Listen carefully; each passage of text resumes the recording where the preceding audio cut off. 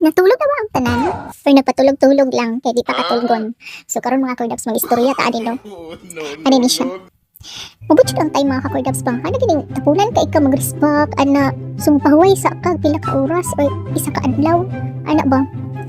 So ining makakuan na pud ka.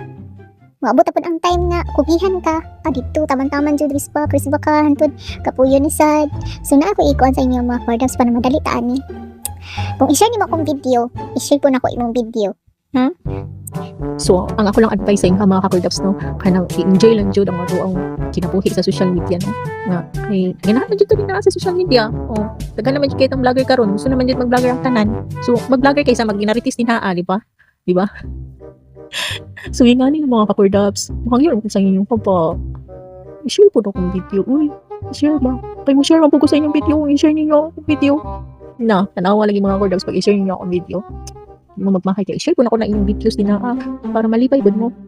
Hindi ka na malipay bud pag i-share mo ninyo akong video. Diba? Good night.